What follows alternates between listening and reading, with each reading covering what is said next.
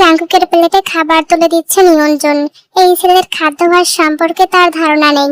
ঝাল খেতে পারে নাকি পারে না, মাংস পছন্দ নাকি মাছ, সব ভেবে তার নাজেহাল অবস্থা।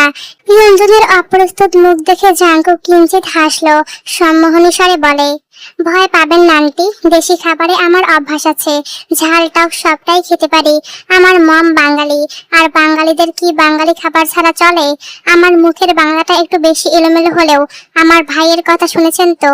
শুনে খুশি হলাম বাবা, আমি যে ভয়ে ছিলাম। হাঁসের মাংসটা নাও। জাঙ্কুক মিষ্টি হাসলো। ভাগ্যক্রমে শ্বশুর বাড়ির আপ্যায়ন যে এভাবে কপালে জুটবে কে জানতো। আচ্ছা, ইয়ঞ্জন কি জানে এই ছেলেটাই তার মেয়ের জামাই? আর চোখে ভিয়ের পানে তাকালো জাঙ্কুক। ভি তার মামার পাশে বসেছে। ছোট মামা শামীমের একটা অভ্যাস আছে, এই বাড়িতে এলে তিনি ভিকে ছাড়া খেতে বসেন না। ভিয়ের অমনোযোগী ভাবটা ভীষণ ভাবে লক্ষ্য করলেন সুবিন। তিনি গম্ভীর গলায় বলেন, আম্মু খাও না কেন? রান্না পছন্দ হয়নি? আব্বু খেলাম তো। কি খেলে? আমি কি দেখিনি? সন্ধ্যায় ভারী নাস্তা করেছি, তাই পেট ভরা আব্বু। সুবিন বাটি থেকে মাছের মাথাটা তুলে মেয়ের পাতে দিলেন। তোমার পছন্দের মাছের মাথা, এটা খেয়ে উঠবে, ভাত না খেলেও চলবে। জাঙ্কুক ভ্রু নাচিয়ে তাকালো ভিয়ের পানে। সবার মনোযোগ ছিন্ন করে সে বলে, তুমি মাছের মাথা খাও? আমি তো ভাবলাম শুধু মানুষের মাথা খাও। এই যে আমার মাথাটা যেভাবে ফাটিয়ে খেতে চেয়েছিলে। সবার মাঝে হাসির রোল পড়লো। জাঙ্কুকের দিকে এক পলক তাকিয়ে নজর সরালো ভি। বেয়াদব ছেলে, হাড় মাংস সব জ্বালিয়ে খাচ্ছে। খাওয়ার টেবিলে জাঙ্কুকের পরিবার সম্পর্কে কথা ওঠে। সবাই বেশ আগ্রহ নিয়ে শুনছিল সবটা। যে হোক, তার মামার পরিচয় জানাতে চমকে গেল ভিয়ের মামা। মুখে থাকা অর্ধেক ভাত ছিটকে গেল নাকে। শামীমের এমন কার্যকলাপে সবাই যেন ফরকে গেল। শামীম পুলকিত হয়ে জেহবকে বলে, আরে মোশরাফ ভাই তোমার মামা? হ্যাঁ, আমার আপন মামা। সিরিয়াসলি? উনি আমার সিনিয়র, তবে আমার বন্ধু। চাকরির সূত্রে মোশরাফ ভাইয়ের সাথে আমার পরিচয়। উনি ব্রিলিয়ান্ট একজন মানুষ, ওনার যে কোনো পরামর্শ আমি সাদরে গ্রহণ করি। এই তো গত মাসে মোশরাফ ভাইয়ের বাড়িতে দাওয়াত ছিল, নুহার আম্মু সহ গেলাম। জাঙ্কুক পুলকিত হলো, তার কাজটা আরো সহজ হয়ে যাচ্ছে। এরা পরিচিত, এবার নিশ্চয়ই সুবিন মেয়ে বিয়ে দিতে দ্বিমত করবেন না। মোশরাফ ভাই আমাকে সবসময় তার বোনের কথা বলতেন, ভীষণ ভালো বর পেয়েছে সে। তার দুজন ছেলেও নাকি, মাশাআল্লাহ, দুই রত্ন। তোমরাই যে তারা, তা তো আমি বুঝতেই পারলাম না। এবার মামার বাড়ি যাওয়ার আগে অবশ্যই আপনাদের সাথে করে নিয়ে যাব, প্লিজ কেউ বারণ করবেন না। সবার আড্ডা চললো রাত প্রায় 1টা পর্যন্ত। এরপর জাঙ্কুক ফিরে এলো তার নিজ বাসায়। হাতে হাতে সবটা গোছগাছ করছিলেন কারিনা এবং ইয়ঞ্জন। বিয়ের উপস্থিতি পরখ করে কারিনা। না, ফি নেই। মনের কথাটা চেপে না রেখে কারিনা বলে, আপা একটা কথা মাথায় এলো, কিছু মনে করবেন না তো? কি মনে করব? কি বলতে চাস আগে সেটা বল। মানে জাঙ্কুককে তোমার কেমন লেগেছে? ভিয়ের সাথে জাঙ্কুকের যদি বিয়ে হতো? নিরঞ্জন চমকে গেলেন, চাপা হেসে বললেন, আমিও তো তাই ভাবলাম। কেন যেন মনে হয় ভিকে জাঙ্কুক বেশ পছন্দ করে। দেখলে তো, আসার পর থেকে কেমন চোখে চোখে রাখছিল। তাদের চোখাচোখি কথা দেখেছো? কি বলছিস? আমি তো এত কিছু খেয়াল করিনি। আমাদের ভাবনা যদি সত্যি হতো, ইস কি ভালো হতো বলতো। এসব ভেবে কি লাভ করি না? ওনারা নিশ্চয়ই ওখানকার মেয়ে বিয়ে করাবেন, শুধু শুধু এসব ভেবে লাভ নেই। হ্যাঁ ঠিক বলেছো, জাঙ্কুকের মামার সম্পর্কে তো তুমি জানো টুকটাক, কত নাম করা তারা। ভিয়ের সকালটা শুরু হলো প্রতিদিনের নিয়মে। সুবিন ঘরের সামনের উঠোনটাতে কিছু সবজি চারা লাগিয়েছেন, সেসব তিনি পরিচর্যা করলেন। বিশাল উঠোনের মাঝে একটি একতলার ঘর, বাড়িটাকে তিনি নিজ মন মতো সাজিয়েছেন। ঘরের পেছনে পুকুর কেটেছেন, সবটাই প্রাকৃতিক সৌন্দর্যে ঘেরা। ভি তার বাবার দিকে তাকিয়েছিল কয়েক পলক। নিরঞ্জনকে আসতে দেখে সে নজর সরায়। আম্মু একটা কথা বলবো? বল। আমার কি ভুলে যাওয়ার রোগ আছে? মেয়ের মুখে এমন কথা শুনে কিঞ্চিত অবাক হলো নিরঞ্জন। ছোটবেলায় তোর নানু কোমর ভাঙার আগে তোকে কি বলেছিল? পাকনা বড়ি, সুন্দর জামাই পাইবা, দেখি খাও তোমার পান। আমিও নানুর হাত থেকে পান নিলাম। এরপর তো পুকুর ঘাটে গিয়ে নানু কোমর ভাঙলেন, সেই যে পড়লেন, আর শক্ত হয়ে উঠে দাঁড়ানোর সামর্থ্য হলো না। দেখলি, ছোটবেলার কথা মনে আছে। তাহলে তোর ভুলে যাওয়ার রোগ আছে কিনা মনে সন্দেহ জাগলো কি করে? আমার কি জামস কোনো বোন ছিল? এক চড়ে মুখে তালা লাগিয়ে দিব। তখন থেকে কি সব বাজে বকছিস? চা রেখে এসেছি, চা গিয়ে চাটা শেষ কর। সুবিন এসে বসলেন বসার ঘরে। দরজায় বেল বাজতেই ইয়ঞ্জন ছুটে গেলেন দরজা খুলতে। কাইয়ের মাকে দেখে ইয়ঞ্জনের মুখটা কেমন ফ্যাকাশে হয়ে যায়। আপনারা? বেআইনের বাড়িতে আসবো না? বেআই কোথায়? কাই এবং কাইয়ের মা সুবিনের সামনে বসলেন। ফি এগিয়ে এলো কে এসেছে দেখতে। কাইকে দেখে তার বুকের ভেতরটা ভয়ে কুকড়ে উঠলো। সুবিন বললেন, আপনারা কেন এলেন হঠাৎ? আপনি কেমন আছেন বেআই সাহেব? বেআই, বড্ড বেমানান ঠেকছে যে, সম্পর্কটা যে আর নেই, আপনি কি বুঝতে পারছেন না? যা হওয়ার তা হয়েছে, এসব নিয়ে যদি মন কষাকষি বাড়তে থাকে তবে লাভ কি? লাভ লসের হিসেব আমি বুঝি না, কিন্তু আমার মেয়ের ব্যাপারে কোনো রিস্ক আমি নিতে চাই না। পূর্বের সিদ্ধান্তটা নিঃসন্দেহে আমাদের নেওয়া ভুল সিদ্ধান্তগুলোর একটি, তবে যা হয়েছে বা যা ঘটেছে তা তো আর ভুলে যাওয়া যায় না। আমি সোজা সাপটা বলতে চাই, আপনাদের সাথে আমরা কোনো আত্মীয়তা করতে চাই না। অপমানে থমথমে হয়ে গেল কায়ের মুখ, কিন্তু অসময়ের কথা গায়ে মাখতে নেই। কারিনা এসে দাঁড়ালেন সবার সামনে। কায়ের ছটফটে ভাবটা দেখে তিনি বলেন, শোনো কাই, আমরা মেয়ে যা তার হাতে তুলে দিতে গিয়ে একবার ভুল করেছি, আর কোনো ভুল আমাদের দ্বারা হোক আমরা সেটা চাই না। পর্দার আড়ালে দাঁড়িয়ে থাকা ভিকে দেখে কাই এগিয়ে গেল, ভিয়ের হাত ধরে টেনে আনলো সবার সামনে। ভি, তুমি জানো না আমি তোমাকে কতটা ভালোবাসি? তোমার পরিবারের নেওয়ার সিদ্ধান্তে তুমি বাধা দিচ্ছ না কেন? আমি তোমার চোখে স্পষ্ট আমার জন্য ভালোবাসা দেখেছি। ভি দ্রুত নিজের হাত ছাড়িয়ে দূরে সরে দাঁড়ালো। এইসব বিষয়ে আমার কোনো সিদ্ধান্ত নেই, আমার পরিবার যা বলবে তাই হবে। ভি আর দাঁড়ালো না, দ্রুত পায়ে চলে এলো নিজের কক্ষে। বুকের ভিতরে যে তার ঝড় বয়ে যাচ্ছে। সহসা ফোন বেজে উঠলো তার। জাংকুক ফোন করেছে। এই সময়ে আবার জাংকুক ফোন করলো কেন? হ্যালো, কোথায় ছিলে তুমি?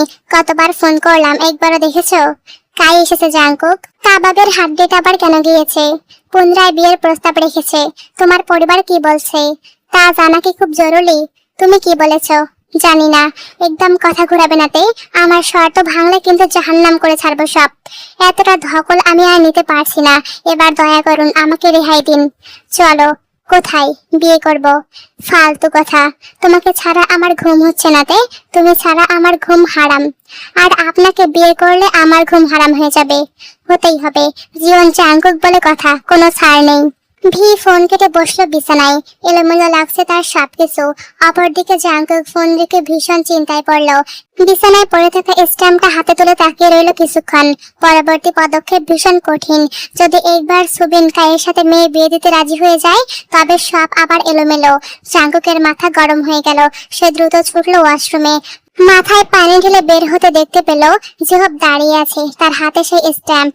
ব্রো, তোমরা বিয়ে করেছো? ইয়েস। মম ড্যাড জানলে ভীষণ কষ্ট পাবে। তুমি বুঝে শুনে বিয়ে করেছো নাকি জেদে?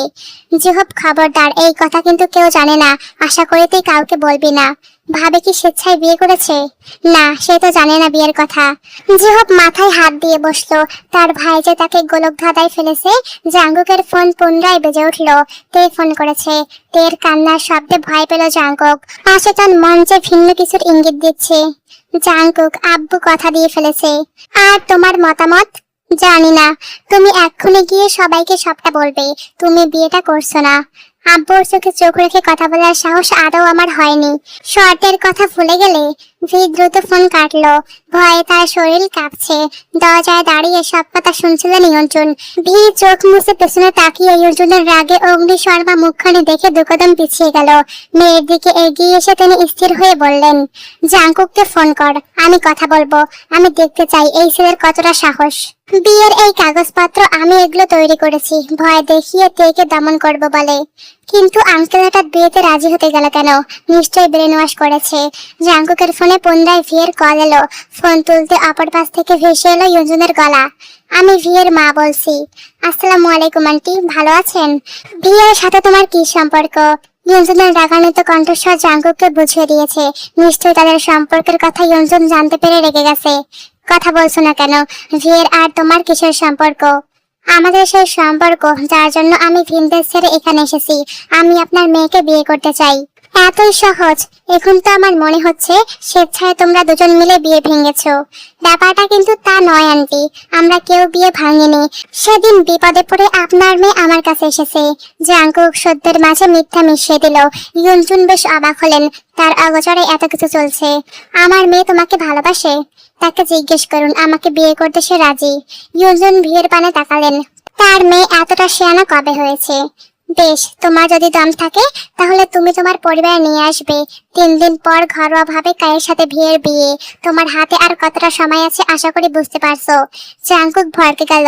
রাগ, জেদ, ভয় সব মিশিয়ে তার অনুভূতি ভোতা হয়ে গেছে। এ তো ঝুট ঝামেলা সে কেন করলো? সব শেষে যদি তেতার না হয় তবে কারো নিস্তার রইবে না, একদম কারো না। বাসার ঘর থেকে অনেকক্ষণ যাবৎ কান্নার আওয়াজ ভেসে আসছিল। কে কাঁদছে সেটাই তো বুঝতে পারলো না ফি। উৎসুক হয়ে দেখতে যাবে এমন সময় তার হাত ধরে নিরঞ্জন। কোথায় যাচ্ছিস? কে কাঁদছে আম্মু? কায়ের মা। গড়াগড়ি করে কেঁদে তোর বাপের মাথা ধুয়ে দিয়েছে। তিনি এখন কথা দিয়ে বসেছেন মেয়ে নাকি কায়ের হাতেই দিবেন। সে কি কথা, সত্যি কাঁদছে? আরে নাটক, আমি এক নারী হয়ে আরেক নারীর নাটক বুঝবো না? তোর নিখোঁজ নিয়ে কম কথা শোনায়নি আমাকে। আমি নাকি নষ্ট মেয়ে পেটে ধরেছি, তাহলে তার ছেলে কি তুই জানিস না? তোর মামা একটু আগে আমাকে ফোন করে বারণ করেছে কায়ের সাথে যেন কোনো সম্পর্ক পুনরায় না করি। তোর বাবা ওনার চোখের পানি দেখে গলে গেছে। ভি পড়লো বিপাকে। সুন্দর সাজানো জীবন কি এক অশান্তির ঝড় এসে তাকে উল্টে পাল্টে দিচ্ছে। নিরঞ্জন ভিকে টেনে বসালেন খাটে। সন্দিহান নজর পড়িয়ে বললেন, জাঙ্কুকের সাথে কবে থেকে সম্পর্ক হয়েছে তোর? জাঙ্কুক তাকে যে অনিশ্চয়তার দুয়ারে দাঁড় করিয়েছে, এসব কি নিরঞ্জনকে বলা যায়? জাঙ্কুক তার তেকে ভালোবাসে, অথচ সে তে নয়। ভিয়ের মাঝে মাঝে মনে হয়েছে জাঙ্কুকের মানসিক সমস্যা, কিন্তু গত রাতে জিহব যেভাবে বলল সেভাবে মনে হচ্ছে ভিয়ের নিজের মাথায় সমস্যা। তারা দুই ভাই তে তে করে তার কানের পোকা বের করে ছেড়েছে। নিরঞ্জনের জহুরি চাহনি ভিয়ের ভয়ে বাড়ালো। আম্মু, আমি ওনাকে অল্প স্বল্প চিনতাম অনলাইনের মাধ্যমে। উনি আমাকে পছন্দ করতেন, আমি সেসব পাত্তা দিতাম না। কিন্তু আমার বিয়ের কথা শুনে তিনি দেশে আসেন। যখন আমি বিপদে পড়ি ভাগ্যক্রমে ওনার গাড়ির সামনেই পড়ি। তুই ছেলেটাকে পছন্দ করিস? বিয়ে মায়ের সামনে প্রতিটা কথা সাজিয়ে মিথ্যা বলল। এর আগে পরিবারের সাথে কখনো এতটা মিথ্যা বলা হয়নি তার। হবে কি করে? বিয়ের তেমন কোনো বন্ধু নেই যাদের সাথে ঘুরতে যেতে পরিবারের কাছে তাকে সাজিয়ে গুজিয়ে মিথ্যা বলা লাগবে। এক্সট্রা ক্লাসের নাম করে বন্ধুদের সাথে চিল করবে, বন্ধুর জন্মদিনের কথা বলে প্রেমিকের সঙ্গে ঘুরতে যাবে। জাঙ্কুকের ফাঁদে পড়ে এক অনিশ্চয়তার জীবনে ঝুঁকে গেছে সে। কে এই জাঙ্কুক? বাস্তবতায় মানুষটা কেমন? আচ্ছা, জাঙ্কুক যখন জানতে পারবে সে তার তে নয়, তখন কি ছুঁড়ে ফেলে দেবে তাকে? গভীর মৃত্যুখাতের কাছে হাঁটছে ফি। একবার পা পিছলে গেলে সবটা এলোমেলো, তবে তো তার মৃত্যু অনিবার্য। কাচের দেয়াল গড়িয়ে ভরা দুপুরের ব্যস্তময় শহরটা চোখে পড়তে জাঙ্কুকের চোখে চোখ রাখে ফি। ছেলেটা তাকে কিছুক্ষণ আগে বলেছে, যেভাবে আসো বেরিয়ে আসো, গুরুত্বপূর্ণ কথা আছে। ভি জামা পাল্টে বেরিয়ে গেল। মুখে তেমন কোনো প্রসাধনী ব্যবহার করলো না, ব্যাগে পুরে নিয়েছিল সবকিছু। টুকটাক যা সাজার গাড়িতে বসে সাজলো সে। জাঙ্কুক আর চোখে বারবার দেখছিল ফিকে, কিভাবে কোন স্টেপের পর কোন স্টেপ করছে। ঠোঁটে লিপস্টিক লাগাতে নিলে জাঙ্কুক বাধা দিয়ে বলে, আমি চুমু খাওয়ার পর তোমার ঠোঁটটা যেমন রক্তিমা কুণ্ডলি পাকায়, ঠিক সেই রংটা তোমাকে বেশি মানায়। ফের তো কান কেমন ঝাঝা করে উঠলো। লজ্জায় ভারী হলো তো গাল।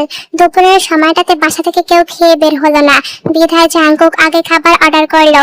দুজনে বসেছে পাশাপাশি। জাঙ্কুক একটা স্ট্যাম্প এগিয়ে দিল ফিয়ের নিকট। তাতে চোখ বলিয়ে হতভম্ব মেয়েটা। তার শরীর কাঁপছে, গলা শুকিয়ে গেল তৎক্ষণাৎ। জাঙ্কুক, আপনি আমাকে ঠকিয়েছেন। সরি জান, মিথ্যাবাদী। এই কাগজের কোনো মূল্য নেই আমার কাছে।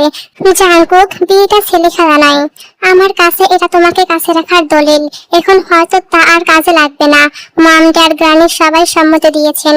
যদি তোমার বাবা সময় দেন তবে সবাই 1 মাসের মধ্যে দেশে আসবে। আর আজ সন্ধ্যায় বড় মামা যাবেন তোমার বাবার কাছে, ছোট মামা দেশের বাহিরে, তাই যেতে পারবেন না। তোমার বাবা যখন জানতে চাইবেন তুমি কি চাও তখন কি বলবে? নিশ্চয়ই বলবে বাবা যা চান তাই হবে। আমি কি বলবো তা আমার ভাবনায় আছে জাঙ্কুক। আমি তোমাকে চেয়ে এত দূর এসেছি, আমাকে তুমি খালি হাতে ফিরিয়ে দিও না। গলায় তরবারি নিয়ে আমি আপনাকে মেনে নিয়েছি, আদৌ জানি না আপনার মনে কি চলছে। যদি আপনি মিথ্যা হন তবে ওই তরবারি সত্য হয়ে যাবে। এক টানে আমার জীবনের ইতি ঘটবে। চোখ বন্ধ করে বিশ্বাস রাখতে পারো, এই জীবন জাঙ্কুক কখনো তোমাকে ঠকানো তো দূরের কথা, অমর্যাদা করবে না। আপনিও আমাকে বিশ্বাস করুন, আমি আপনার তে না, আমি ভিন্ন আরেক মেয়ে। জাঙ্কুক হাসলো, হাত বাড়িয়ে ছুঁয়ে দিল ফিয়ের গাল। আমি জানি তুমি তে নও, তে তো আমার দেওয়া এক নাম, যে নামে ভালোবেসে ডাকি তোমায়। জাঙ্কুক, আপনি আমার কথা বুঝতে পারছেন না। তুমি আমাকে বুঝতে চাইছো না তে। আমরা অতীতটা ভুলে যাই, গত কয়েকদিনের কথা ভাবি। তুমি আমার তে, দীর্ঘ এই জীবনে কখনো কাউকে নিজ থেকে কাছে টেনে জড়িয়ে ধরেনি। অথচ দেখো, তোমার কাছে আমি নির্লজ্জ বেহায়া, বারবার তোমার কাছে ছুটে যাই। সত্য মিথ্যার আড়ালে তুমি আমার শুরু, তুমি শেষ। তুমি আমার সাথে থাকলেই হবে।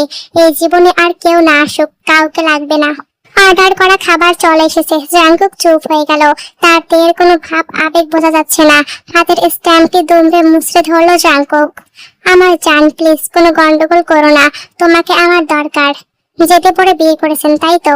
ছোটবেলা থেকে আমার শখ কম, পছন্দের জিনিস কম, চাওয়া পাওয়া অল্প স্বল্প, কিন্তু আমি যা চেয়েছি তাই পেয়েছি, নিজের করেছি। আর তুমি তো ভালোবাসা আমার।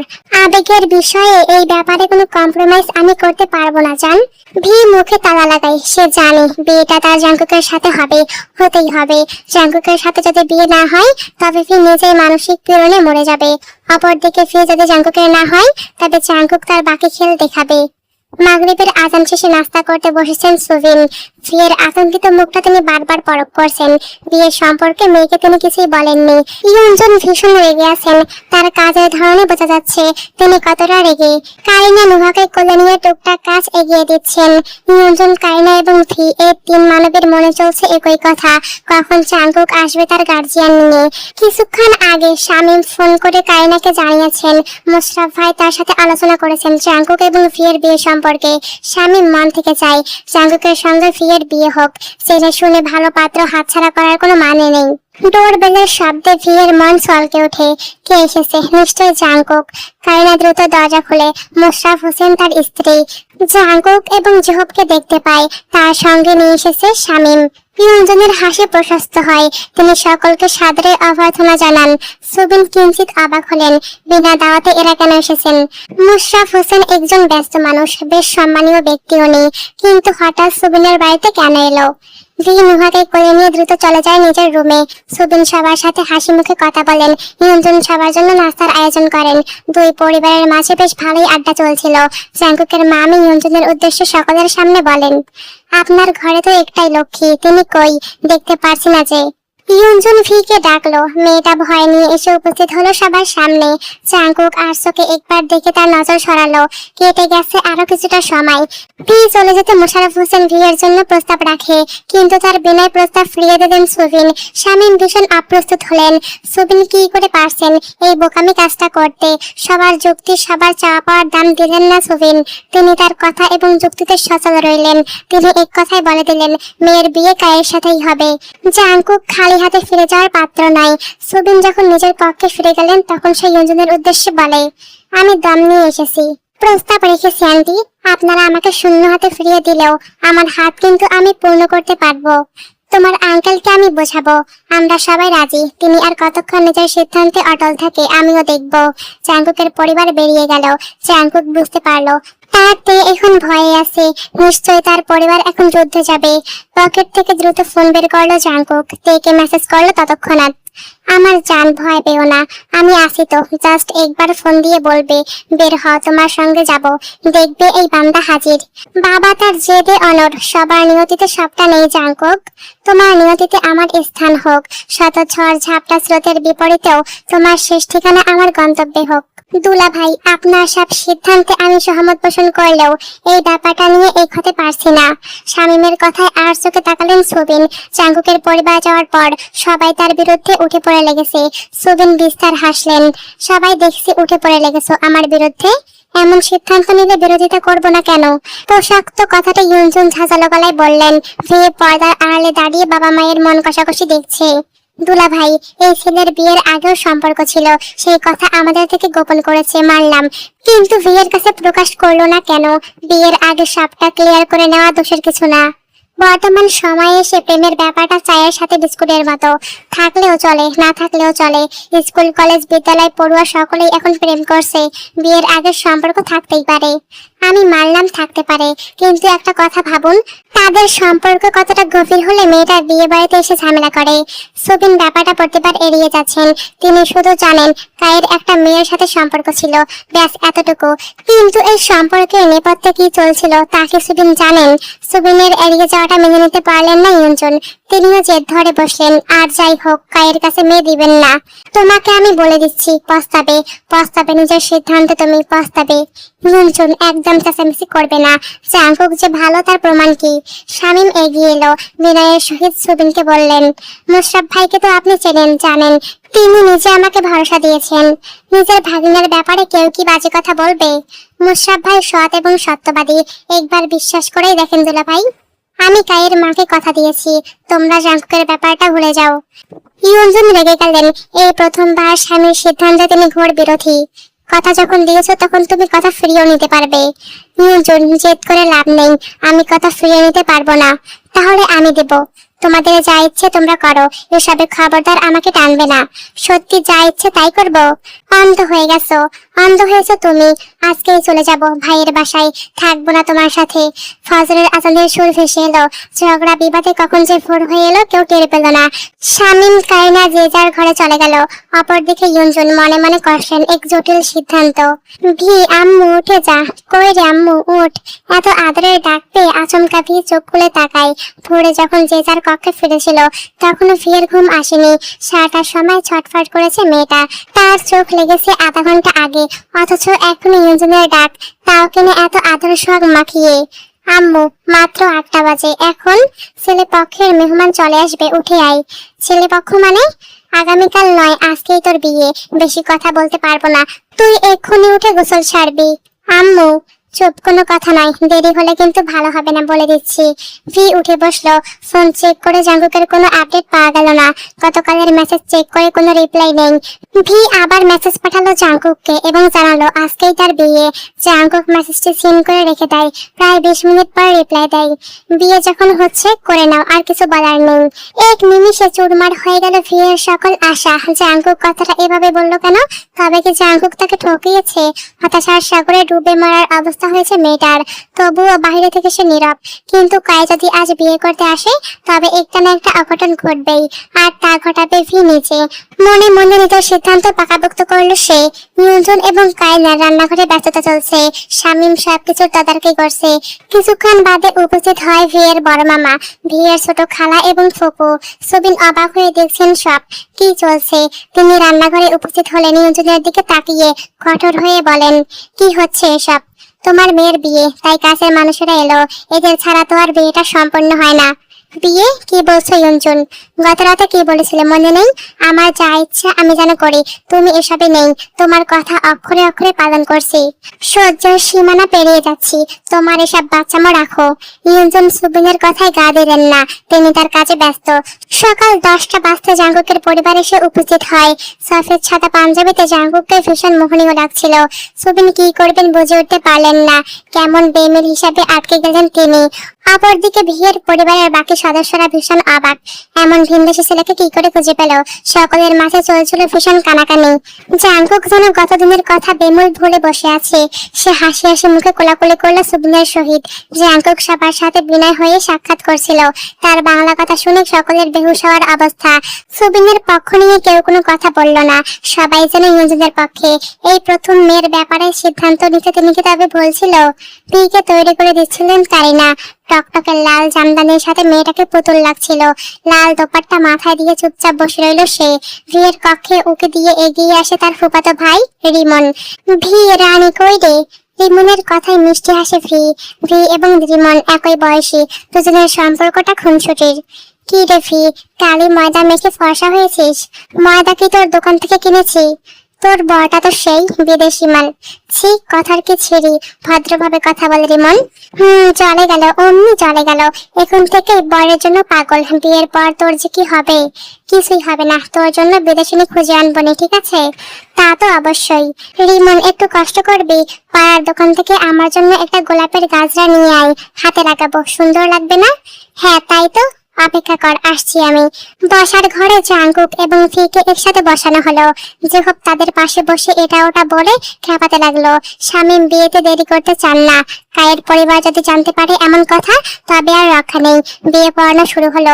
ভিডিও কলে বিয়ের সকল কার্যক্রম দেখছিল জাঙ্কুকের বাবা মা এবং গ্রানি। ফিকে যখন সই করতে বলা হলো, তখন মেয়েটার হাত কাঁপুনিতে কলম ধরতে বেশ হিমশিমে পড়লো। এটা সই এসে আজ নিজের জীবনের বীজ রোপণ করবে। ভালো মন্দ কি আছে তার কপালে জানা নেই। ফিয়ের হাত থেকে কলম নিয়ে চোখ ইশারায় থামতে বলল জাঙ্কুক। পানি খাবে? বেটার লাগবে। আমি ঠিক আছি। তা তো দেখতেই পারছি। ভিয়ের গলার স্বর নরম হলো। স্বগতিক্তি স্বরে জাঙ্কুককে বলে, আমি তে নই জাঙ্কুক, আরেকবার ভাবুন। ওকে ওকে, তুমি আমার ভি, ওকে। জাঙ্কুকের কথা সকলে চাপা হাসলো। কি বিদঘুটে উচ্চারণ! গলায় শানির তরবারি নিয়ে সই করে ফেললো ভি। যা হবার তা হবেই।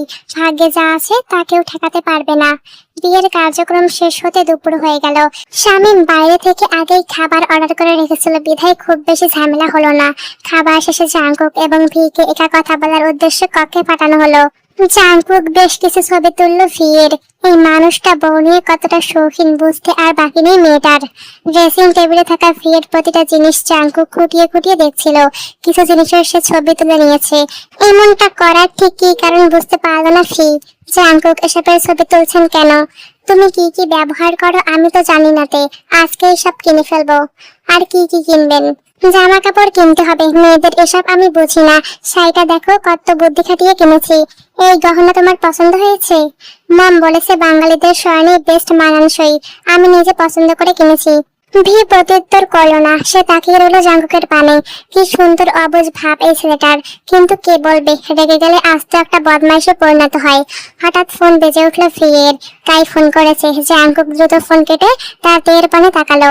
জাঙ্কুক আদেশ সুরে ভিকে বলে, খবরদার ওকে নিয়ে ভাববে না। ভাববো না, এখন থেকে আমাকে নিয়ে ভাববে। জীবন জাঙ্কুক তোমার হাজবেন্ড। একবার না দুইবার বিয়ে করছো। ভি হাসলো, মাথা এলিয়ে দিল জাঙ্কুকের কাঁধে।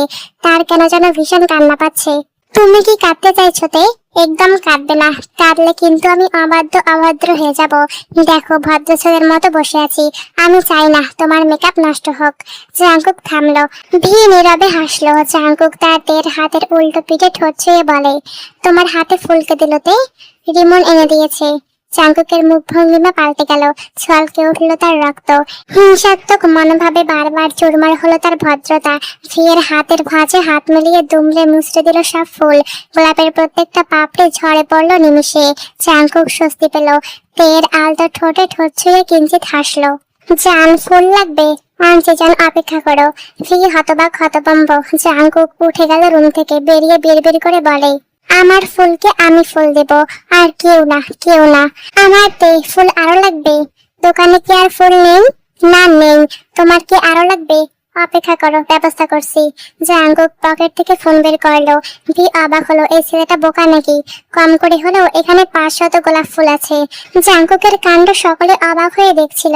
আত্মীয় স্বজনের মাঝে এমন বিব্রতিকর পরিস্থিতিতে আগে পড়েনি ভি। জাঙ্কুক পকেট থেকে টিস্যু বের করে কপালের ঘাম মুছলো। ছেলেটা যে হাঁপিয়ে গেছে তা বুঝতে বাকি নেই অঞ্জনের। ভিকে চোখের ইশারায় জাঙ্কুককে রুমে নিয়ে যেতে বললেন তিনি। জাঙ্কুক, আমার সাথে আসুন। দ্বিমত করলো না জাঙ্কুক। সে ছুটলো তার তেয়ের পেছন। ফুল পছন্দ হয়েছে তে? এসব করার কি দরকার ছিল জাঙ্কুক? সব কি দরকারই করতে হবে? মন থেকে কি করা যায় না? মনের শান্তির জন্য করেছি। আমার ফুলকে আমি ফুল দিয়েছি। বাজে কথা। তুমি ফুল, আমি মৌমাছি। মৌমাছি কিন্তু মধু আহরণের পর ফুলকে ফেলে যায়। তুমি জানো না, ফুল মধুর বিনিময়ে মৌমাছির গায়ে জড়িয়ে দেয় রেণু। রিয়ের ফোন এলো, অন্য কেউ নয়, কাই ফোন করেছে। জাঙ্কুক ফোন রিসিভ করে চুপচাপ বসে রইল। অপর পাশ থেকে শোনা গেল কাইয়ের উৎকণ্ঠা কণ্ঠ। ফি, কেমন আছো? ফোন ধরো না কেন? প্লিজ আমাকে ভুল বোঝো না। আসলে আসলে তোমাকে হারানোর ভয়ে আমি পুরনো সম্পর্কের কথা জানাতে চাইনি। So what? জাঙ্কুকের কথায় চমকে গেল কাই। এই কি আপনি? জাঙ্কুক ইতালিয়ান ভাষায় কিছু একটা বলে, যা কাই বুঝতে পারে না। কাই যেন গোলকধাঁধায় পড়লো। কে এই লোক? সে কি বলছে? ভিকে চেপে বসে আছে জাঙ্কুক। মেয়েটা পাশে বসে হেসে কুটি কুটি অবস্থা। কাই ফোন কাটলো। চট জলদি ফোন করলেন সুবিনকে, কিন্তু ব্যস্ততায় তিনি খেয়াল করলেন না কে ফোন করেছে। দ্বিপ্রহর খাওয়া দাওয়ার আয়োজন শেষে বিদায়ের পালা। কনে বিদায়ের জন্য সবাই প্রস্তুতি নিচ্ছিল। অপরদিকে জাংকুক যে হোপ আজ বেজায় খুশি তাদের পরিবারের নতুন সদস্যকে বরণ করবে বলে, কিন্তু তাদের খুশিতে আজ কাঁটাতারের দেয়াল সাজালেন সুবিন। বিদায়ের সময় জাংকুককে বুকে জড়ালেন তিনি এবং অমায়িক স্বরে বলেন, বাবা, আজ আমি যে মেয়ে বিদায় দিতে পারবো না, আমি সেই প্রস্তুতি রাখিনি। মেয়ে বিদায় দেওয়ার সেই ভরসা আমি পাচ্ছি না। অন্তত নিশ্চয়তার ভরসার হাত আমি যতক্ষণ না পাচ্ছি, আমি মেয়ে বিদায় দিতে পারবো না। জাংকুক থমকে গেল। পূর্ণতার দলিল নিয়ে খালি হাতে ফিরে যাওয়ার তো কথা ছিল না। ইয়ঞ্জনের চোখে চোখ রাখলো জাংকুক। তিনি এই মুহূর্তে কিছুই বলার সাহস পেলেন না। সুবিন সম্পূর্ণ ব্যাপারটা দায়িত্বশীল হয়ে শেষ করলেন। এই বেলায় এসে যখন এমন একটা যুক্তি দাঁড় করালেন, তখন কিছু বলার সাহস নেই ইয়ঞ্জনের। জাংকুক যেন বুঝলো না, শুকনো ঠোঁট ভিজিয়ে এসে বলে, বুঝলাম না, আপনি কি বললেন আঙ্কেল? তোমার বাবা মা দুজনেই জীবিত, তারা বিয়েতে উপস্থিত নেই, কিন্তু কন্যার সম্প্রদানে তাদের যে আমার চাই। তোমার বাবা না আসুক, মা আসবে, মা না থাকুক বাবা আসবেন। আমার একমাত্র মেয়ে, এভাবে মেয়ের বিদায় আমি দিতে পারি না। এই ব্যাপারে যে তোমার বাবা মায়ের উপস্থিতি কাম্য। কিছুটা দূরে দাঁড়িয়ে সবটা শুনল ফি, তবে মনে চেপে থাকা ভয় কিছুতেই আড়াল করতে পারবে না সে। জাংকুক কি এখন বাবার সাথে খুব বাজে ব্যবহার করবে, ছিনিয়ে নিতে চাইবে তার বাবার কাছ থেকে? বাবার ক্ষুদ্র রাজ্যের রাজকন্যা সে, অপরদিকে দাম্ভিক রাজার রানী সে। সম্পর্ক যে পাল্টেছে, দোটানায় পড়ে স্রোতের বিপরীতে চলতে চায় না ফি। জাংকুক স্থির রইল, সুবিনের সিদ্ধান্তে সম্মতি জানালো। আমি আমার বাবা মাকে নিয়ে আসবো, খুব শীঘ্রই আসবো। সেদিন না হয় আপনি বাকি দায়িত্ব পূরণ করবেন। স্বস্তির শ্বাস ছাড়লো সকলে। জাংকুকের সম্মতিতে বুক থেকে ভারী পাথর সরল ফি এর।